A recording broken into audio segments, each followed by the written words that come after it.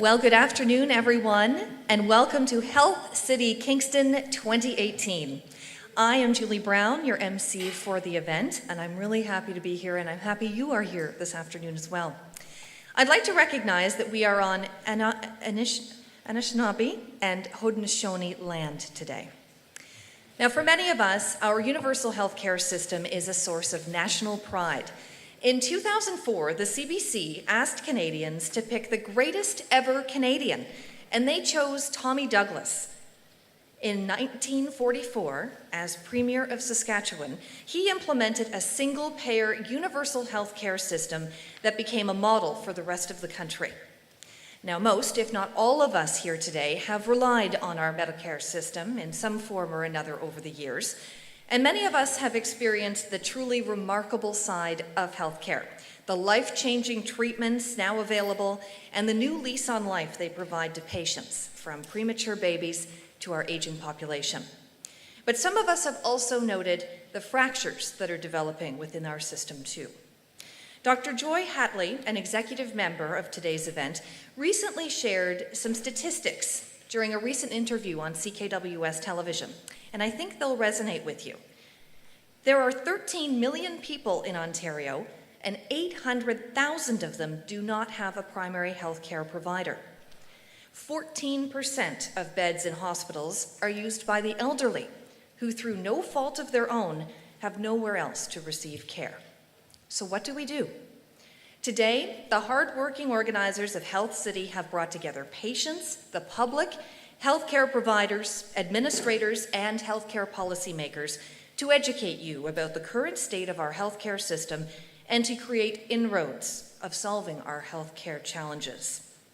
I hope you've had a chance to take a closer look at some of the education booths that have been set up outside, as well as the mock operating rooms and the simulations that provide insight into the procedure and the cutting-edge treatment available. You'll also have a chance to take a closer look at these exhibits after each of these concert hall events, and I encourage you to do so.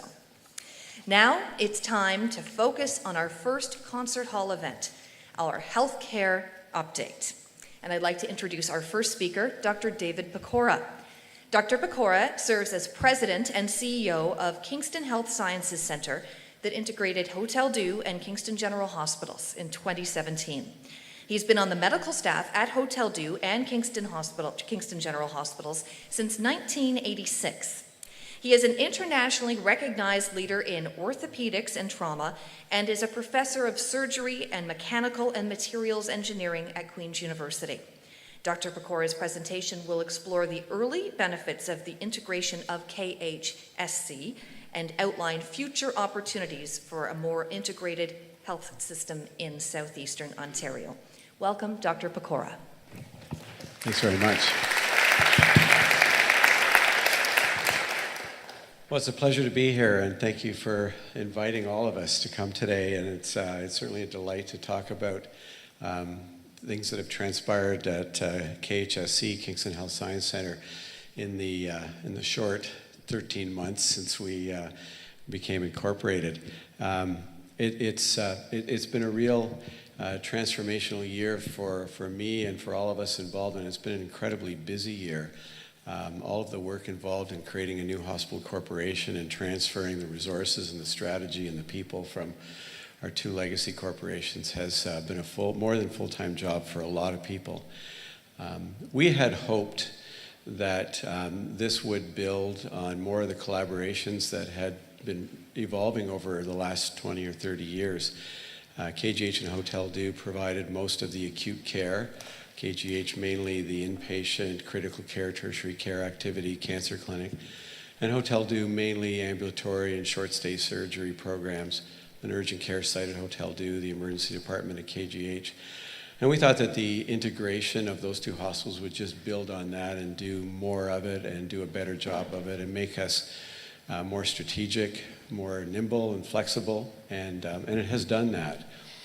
But what I didn't anticipate was the effect it would have in terms of creating the structure of a true academic health science center along the lines of what you see in the larger centers in the province, where you've got large health science centers that are linked to the university and provide care in those areas. And so we're now being looked at, not just within Kingston, but across the whole Southeast Lynn and beyond, to provide a much greater level of leadership and high quality complex care to the entire region. And that's been a change that's happened a lot quicker and to a much bigger degree than I think any of us had anticipated.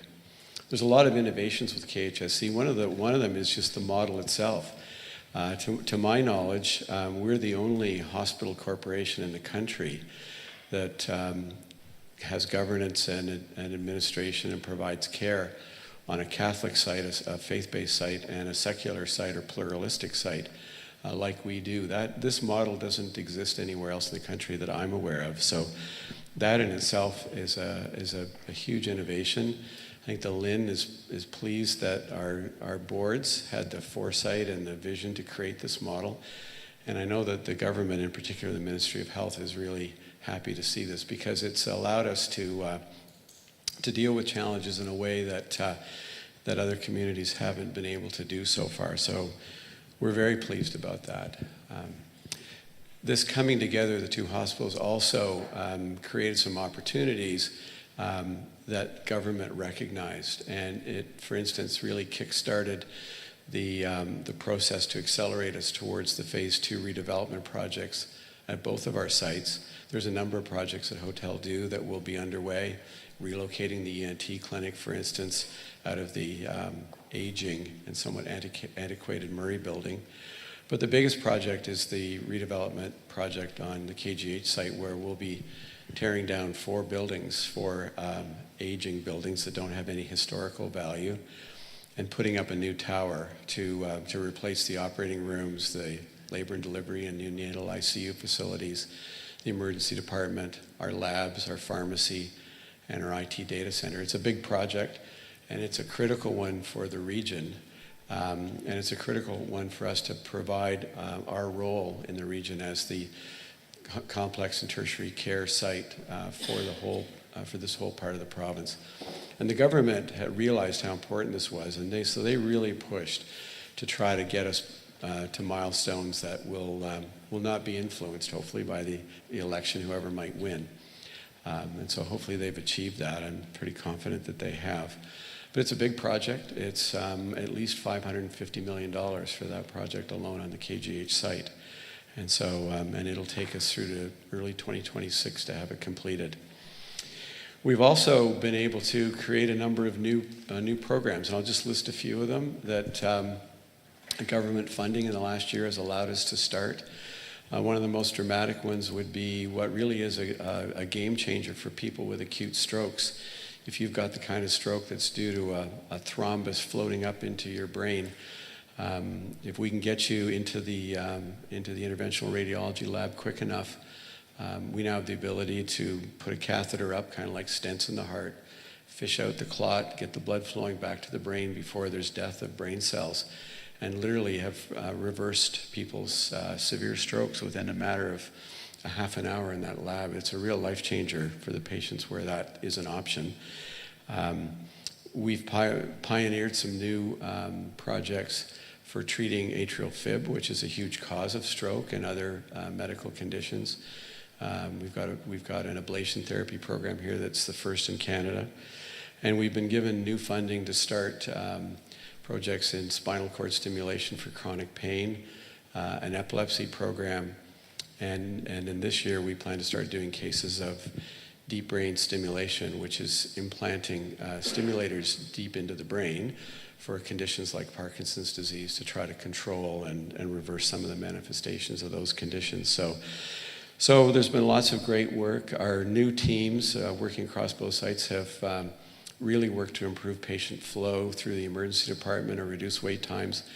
And we actually had the most improved emergency department wait times in the province this year, which is pretty remarkable for the first year of a new hospital.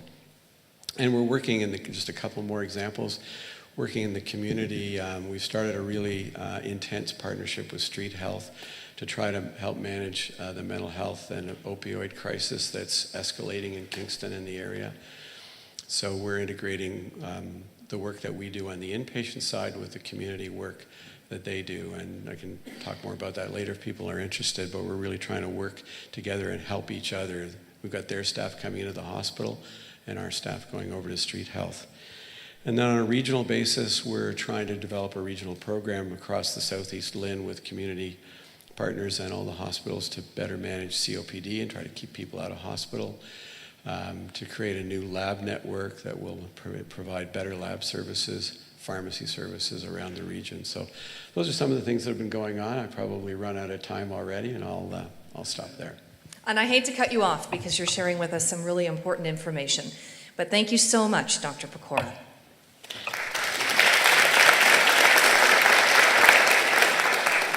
I'd like to welcome our next panelist, Dr. Kieran Moore. Dr. Moore is currently director of the Public Health and Preventative Medicine Residency Program at Queen's University. He is a fellow of the Royal College of Physicians and Surgeons of Canada, specializing in public health and preventative medicine. He is also a professor of emergency and family medicine at Queen's University.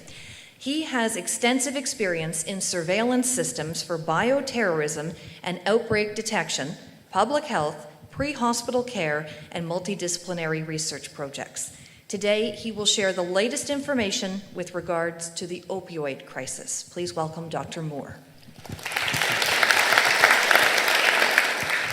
Thanks very much. Too long an introduction, but we'll get over that. I really relish the opportunity to be able to talk to you about the opioid issue in our community.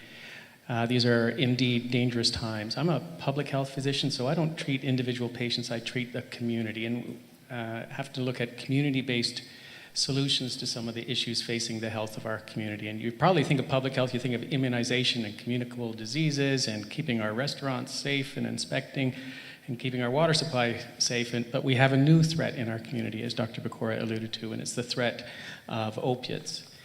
We are not alone. We are not immune to this issue. This is a North American-wide issue. And the death rate in our community is, though, one of the highest in Ontario. Approximately 2 to 3 people in our community are dying per month in 2017. That was the fact. And I'm very much worried about the health of our community because there's typically a summer surge in harms associated with opiates for this coming summer. And over the last 15 years that our community has been facing this epidemic, there's been a significant change just recently. I think the epidemic of harms associated with opioids started with the prescribing of opioids, and perhaps we were prescribing too much of this highly addictive medication. But numerous pharmaceutical corporations were quite inappropriately promoting this class of drugs, and Purdue has been sued, a major pharmaceutical company that is a manufacturer of Percocet, has been sued in Canada for that to the tune of $20 million. But the transition in the epidemic is starting to occur across Ontario. That prescribing is getting under control, I think, although we don't have good data, good recent data. And now the deaths from illicit fentanyl and carfentanil are starting to take off. So there has never been a more dangerous time to use drugs in our community because of the presence of fentanyl and carfentanil. So those two drugs are very powerful.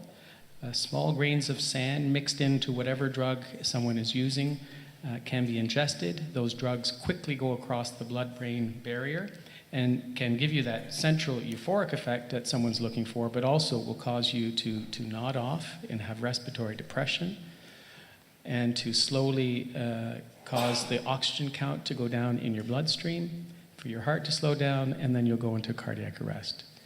And that's happening every single day in our community. It's just that our Street Health Clinic and other partners have been promoting naloxone, and naloxone is being used to resuscitate people. But I'm very fearful for this coming summer because it's the summertime when we have a rise in harms associated with that we're going to have another significant rise in deaths associated with opioids. So to put it in perspective, in around 2000, Ontario had around 300 to 400 deaths a year from opiates. So that's Percocets, morphine, Dilaudid, and heroin. And last year, we had over 1,200 deaths, so double the number of car accident collision deaths in our community across Ontario. And it's gone up 50% from 2016 to 2017. It's gone up 50%. These are young people in our community dying. They're dying alone. They're dying from the illicits and prescribed. And we, as a community, have to do better to get the messaging out about how dangerous it is to use drugs in our community at present. We have to get messaging out like, you should never use alone if you're going to choose to use. If you're going to choose to use, you must use naloxone. If you or must have naloxone available, and I think at one of the pharmacy locations here, naloxone kits are available. Please get to know the signs and symptoms of an opiate overdose. Get to know how to use naloxone, as people are overdosing on a daily basis accidentally in our community from opiates, and we all have to be more cognizant of safety. And you should know the signs and symptoms of an overdose. This epidemic of harm in our communities started in the early 2000s, and in my mind, it's escalating even faster in the last 2 to 3 years when you look at the data. And from my vantage point, there's no hope in sight of it going down. It's going to take an all-of community response to prescribe more safely, to know the harms of this class of drugs, to work more collaboratively between physicians and pharmacists and social workers and our mental health teams, to look at better harm reduction strategies to safety-proof our communities. And I'm happy to take questions about the overdose prevention site that we hope will be opened up in June of this year, because we have to have a multi-component, comprehensive approach to this harm. Thank you, Dr. Moore. I think I've talked enough, but just to remind everyone, this is a very dangerous time in our community. For anyone that's using drugs, we have to break down the stigma. We have to talk more about this issue. And I hope all of you will go to the pharmacy booth and be familiarized with how to use naloxone and the signs and symptoms of an opiate overdose. Thank you, Dr. Moore. And again, if you have questions for Dr. Moore, he is available to speak with you after our event. I'd like to welcome our next speaker, Janeta Kobis. She has been employed at Kingston General Hospital since 2001 as a spiritual care practitioner. Her role supports people from all walks of life with a focus on emotional and spiritual support. She's worked in every area of the hospital, specifically in the ICU and critical care. For the last 6 years, she has been part of the palliative care team through oncology services and the cancer clinic. She will explore considerations for dying well that are purpose-focused and meaning-making. Dr. Kobis will be talking about death, dying, and medical assistance in dying. Please welcome her.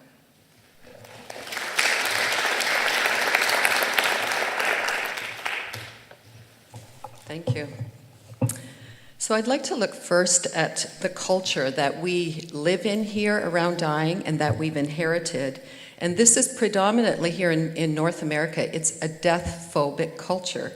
As a society, we have an enormous fear of death.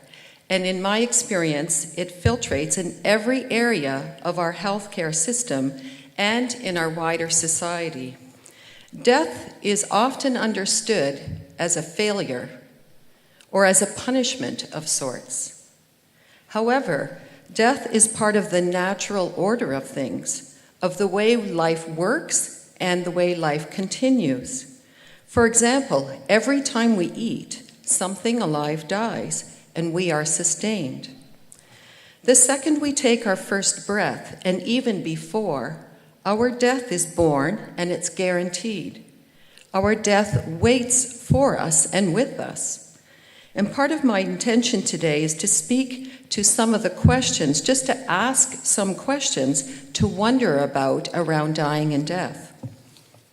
So can we wonder about our human experience of dying in the times we are in? And what are people, young people in particular, learning about death in the way that death is done in this society? There are places in the world where it isn't death phobic, where there isn't such a fear of death. It's not a universal way of coming to dying. So dying asks us to learn the endings of things, and endings are hard to learn. And thankfully, we get practice through the endings of relationships, the endings of jobs, our physical abilities ending, lots of different kinds of endings that we can learn. And the word to die, the word die, is an active word. In fact, the English language will not allow you to use die in a passive way. And I ask you to challenge you, ask you to try to do that on your own. So dying is something that we are asked to do. It is an action or actions, and it's a done thing. And what is our dying time for? Illness and dying both help to create a time where we are able and invited to discern what is really important to us now. What do we want to do with that time? What becomes most important to us? What kind of conversations do we want to have with family and friends? What kind of, are there needs for reconciliation, for forgiveness, expressions of love and gratitude, going down memory lane? And at times, death can be that angel that comes and releases us from a life we can no longer live. And I also acknowledge this is not always the case, that at times death can be profoundly tragic as well. And can we consider that death is having a needed purpose where we have the opportunity to make meaning in the cycle of life? And we're in a time where the pendulum has really swung here. We've gone from a time of, at the hospital, I have seen numerous times where we do almost everything possible to stop somebody from dying. And now the pendulum has swung the other way, where you can request to have assistance in dying, and that becomes an option for people and a way of dying, and everything in between. So the continuum of care extends from doing whatever is possible to stop someone from dying to the point of not allowing someone to die at times, to now actively assisting people to die, and everything in between. Oftentimes, people's dying times are extended considerably. Through treatment, people have more time, but with it also comes more suffering and more dying. This is often the case, not always. What are some questions to wonder about? What are the consequences of our ways of dying for family members that are left behind, in the way that a stone, when dropped in water, leave ripples moving outward? And are we able to be open to and wonder about the mysteries of dying and death? Do we have to control everything? Can we consider the possibility that there is so much that we do not understand or know about death? What is the dying time for? Death is mysterious in many ways. Can we take time to wonder about the mystery of death? If we are willing to really know that someday we will die, we can intentionally live with an awareness of our dying that can influence our decisions and the way that we live our life, even now, before we start actively dying. What does dying ask for us? We speak of quality of living. Is there a time to put dying at the center and focus on quality of dying? Is it possible that you shouldn't have to choose between quality of living and quality of dying, that at a point in your life they can go hand in hand? And with the technology of today, there is so much that can be done to stop someone from dying. In fact, now instead of asking if we can, we do well to ask if we should. When I worked in the intensive care unit, 2 guiding questions that were considered regularly were, just because we can does not necessarily mean we should. And what is the best for this person at this time? And a second question we often wondered about was, are we prolonging a person's life, or are we prolonging a person's dying? I've brought 2 books with me that I highly recommend. One is called Being Mortal by Atul Gawande, who is an active surgeon. And it's actually quite an easy read, a really worthwhile read. He speaks about the experience of his father dying and all the decisions they had to make along the way, the consequences of some of those decisions. And he suggests certain questions to consider yourself and for doctors to ask. What is your understanding of where you are and of your illness? What is your understanding of the situation and its potential outcomes? What are your fears and worries for the future? What are your goals and priorities? What outcomes are unacceptable to you? What are you willing to sacrifice and not sacrifice? And what are the trade-offs you are willing to make and not willing to make?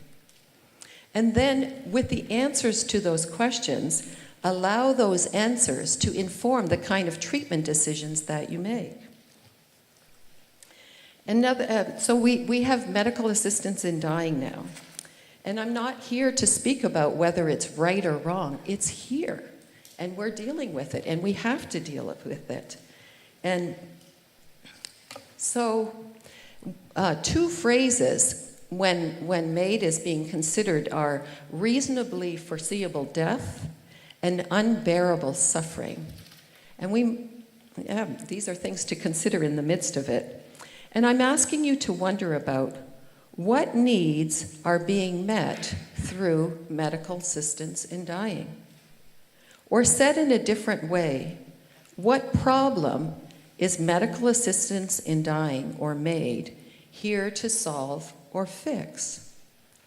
I have heard it considered that if more people receive good pain management, that it could be possible that MAID is asked for less frequently. This is something to consider, and yet that doesn't meet the needs all the time.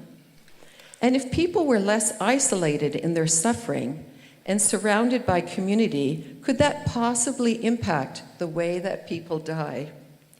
And what if culturally we nurtured and practiced a high degree of respect and value for the aging process and for our elderly? All things to consider in the way that we understand illness, that we come to dying, and that we understand death. The second book that I'd like to mention is called Die Wise, A Manifesto of Sanity and Soul. And it's written by Stephen Jenkinson. I highly recommend it. Thank you.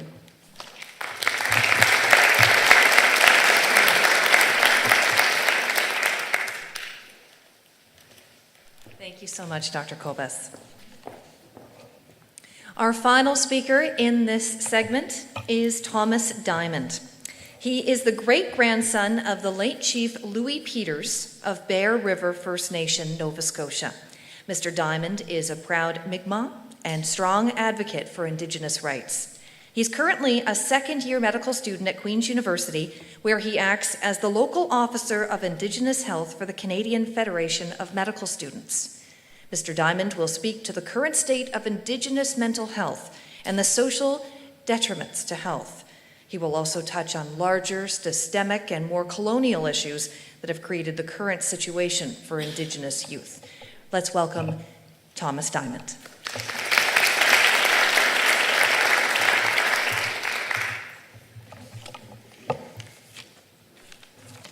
Thank you.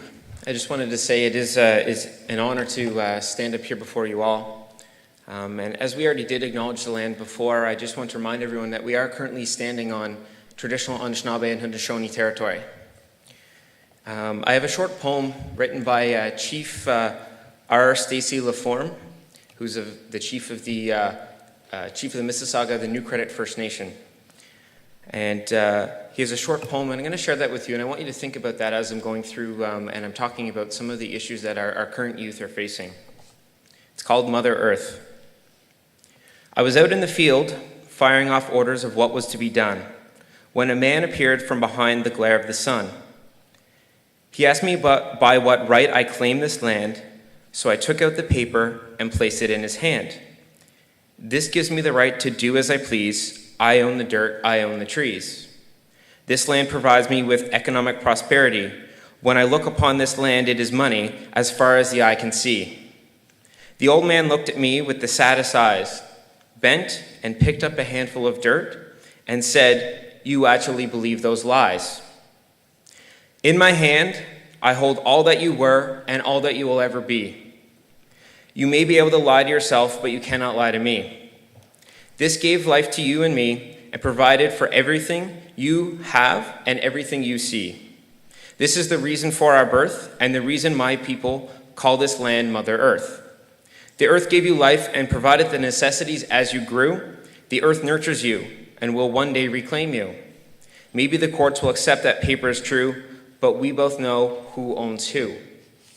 And I think that was an important piece to share, even though I only have a very short period of time, and recognizing where we're currently standing and also putting ourselves on the same playing field. In traditional Indigenous culture, we use a circle as a model to represent that we are all equal. We respect our people in power, but we are all equal beings. We all came from the same place, and we will all end up in the same place. I also want to acknowledge that I'm one person. As an Indigenous person, I represent myself and not all Indigenous people. And I'm going to start by asking you to reflect upon your own internal biases. As someone who grew up in rural Nova Scotia, I've had to do this a number of times. I was the one Indigenous student out of 150 students in my graduating class. There was one black student. Coming to Queens was a whole cultural diversity for me. It was a whole new experience. And so I had to recognize that internal bias. What do I think about different people from different races, cultures, religions, and backgrounds? And as I'm talking about Indigenous people, I would like you to think about your own internal biases of Indigenous people. What's the first thing that comes to mind when I talk about healthcare, or mental health, or northern communities, or language? Keep those thoughts in the back of your mind as I continue forward. And I'm going to start with an analogy that I heard this past summer by Dr. Nadine Karen. She's a First Nations general surgeon in northern British Columbia. And her analogy was in reference to working with Indigenous people and the current status of non-Indigenous people in this country. This analogy is synonymous for kind of what's going on today. If you as a person are driving down the 401 and you see two cars on the side of the road that appear to have been in an accident, you did not see the accident, you did not cause the accident. Again, you weren't there, you didn't see it, you just see these two cars. It's obvious that it was there, but it wasn't your fault, you had nothing to do with it. You have two options. Is one, you just keep on driving. Two, you can stop and you can say something. You can help them, you can call for help, you can do something about that. So when I share this story with you, I want you to think about that and relate yourself to Indigenous people. When you see something that's going on, an injustice, somebody makes a comment, that you can stand up and you can be that person, you can be an ally, you can make change. Again, you don't have to have been the person who caused somebody to be in a particular situation, but that does not prohibit you from helping or doing something, or even reading or changing your mindset about that. Again, it's not about being the social justice warrior, it's about recognizing what you can do and you have a voice, and not placing the blame on somebody else, because just because you didn't cause a problem doesn't mean that you can't be part of the solution. So on a more broad note, talking about Indigenous mental health, in particular with young people, the current state, I believe, is reflective of the social determinants of health, the factors that really determine how well all of us are. And if there's one thing I want you to take away from this short segment that I have with you, is that society's oppression, both historical and contemporary, is what is having the most negative impact on Indigenous adolescent mental health. And I'm going to share with you a few examples as to why that is. We all know that clean drinking water is an important part of life. We couldn't go more than a few days without it. But for some reason, we continually choose to oppress those Indigenous people who live in communities who do not have clean drinking water. Now imagine, put yourself in the shoes of a young Indigenous person living in a community where you cannot drink tap water. You cannot drink the water that comes from your community. You have to fill water bottles up. You have to take time out of your day to go to a station to fill jugs, to brush your teeth, to cook, to eat, to drink. Now imagine you're that 14-year-old person. Let's just hypothetically think about it that way. What does that tell you when fellow Canadians don't believe that you have the right to have clean drinking water? What does that instill in you as a person? What does that say about our society? What does that say about the people around you? What does that say about us as Canadians? We don't care as much about you. Now imagine the toll that takes on somebody's health, their mental health, their physical health, their emotional health, and their spiritual health. Just to give a statistic, because I don't want to talk only about statistics, but the United Nations has the Human Development Index, which talks about life expectancy, education, per capita income indicators, which is used to rank countries across the United Nations in those 4 tiers. Canada does pretty good. They rank 10th in the world. Where do you think Indigenous people rank? Canadian Indigenous people rank. They're 67th on that list. We have people in this country living in third world conditions. Again, let's think about what that says about their mental health, their current state of health. How do those things relate? Let's also think about access to healthcare. All of these points could be an hour-long presentation on their own, but I'm giving you just a brief synopsis of what this means. I don't know how many people are aware that just over a month ago, a 14-year-old from Northern Labrador died of tuberculosis. Has anybody been afraid of tuberculosis in their lifetime? Probably not. It is a problem in a lot of our northern communities. And it's deplorable that we have young people dying in communities of such diseases. Again, imagine what toll that plays on the young people of that community. I have friends from there. Nain, Nunatsiavut, or Northern Labrador in English Western world way of talking. So imagine those things and how they impact one's mental health. We can talk about suicide. There's no simple solution to that, but we have to start addressing what are the bigger picture, what is the overarching themes that are causing people. Why do we have Inuit youth committing suicide at 11 times the rate of the rest of Canada?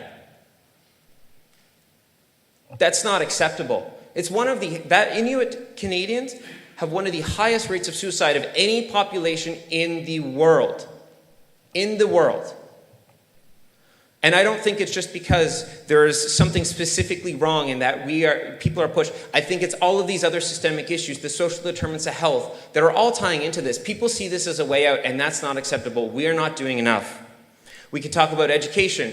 As an Indigenous man, I have a statistic, again, it's a little older, from 2011. Myself as an Indigenous young man, more likely to end up incarcerated than to finish high school. Not even finishing high school. And then we can talk about the chronic underfunding of education and how that relates. If I knew I couldn't go on to university, I didn't have the supports, I didn't have the finances, what is giving a young person hope to move forward with their life, to amalgamate into Western society? Of course, we only hold everybody to the standard of, you have education. You need to fit into this Western world. And I'm not arguing, as somebody who's doing their 3rd degree, I understand the role of Western academia, but there's so much more that we're not looking at. We can't say, just because you didn't finish high school, we're trying to put everybody on the same playing field when we're not starting. And this is where the equity versus equality comes in. I know I'm getting short on time. So we can talk about cost cutting. I watched a video and it was a Cree man working in a Saskatchewan reserve. And he can speak Cree, he can teach Cree to his kids in his school. He has a choice though, because they're underfunded. He can teach them Cree or he can teach them science. What do you think he has to teach them to be able to make it through in modern society? They're not learning Cree. We also know that language, culture, are all protective factors in one's health, their mental health, particularly as it relates to Indigenous people. So again, reminding that society's oppression, both historical and contemporary, is having the most negative impact on Indigenous adolescent mental health. Again, this is a snippet of what I could share with you, and I did the best I could with the time I was given.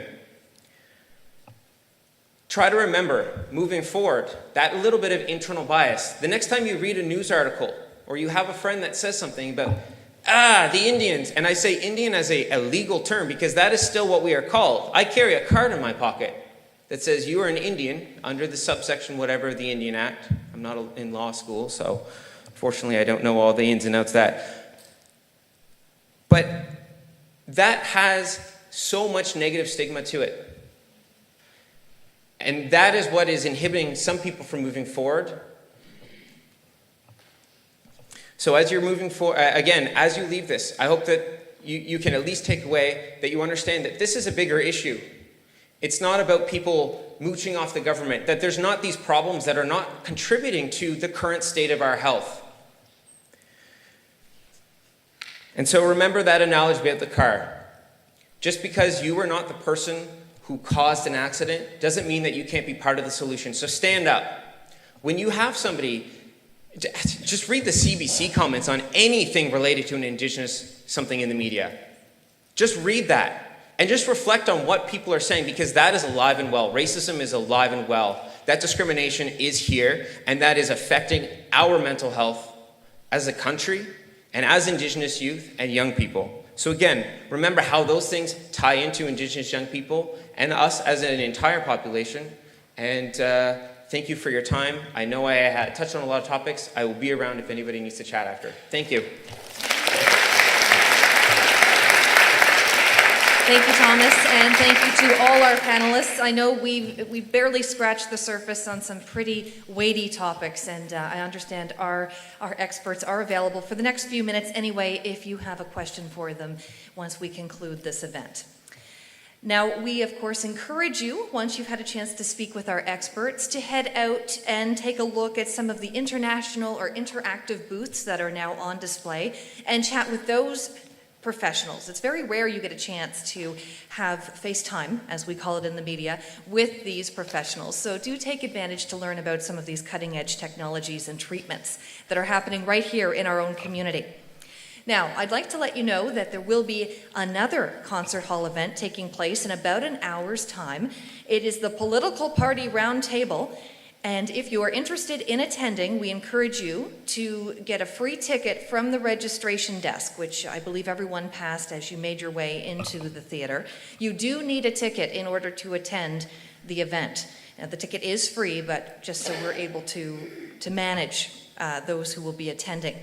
Now, if you have enjoyed this segment, you've enjoyed your seat, you may save your seat for the next event. You can place your coat or a scarf on it, and you'll be able to enter the theater 5 minutes before the next segment. So we'll be asking everyone to kindly leave this venue for the next 45 minutes or so, and then 5 minutes beforehand, you will be invited back in. Thank you again for attending this event. We hope you found it interesting, informative, and enlightening. We'll see you back here in about an hour.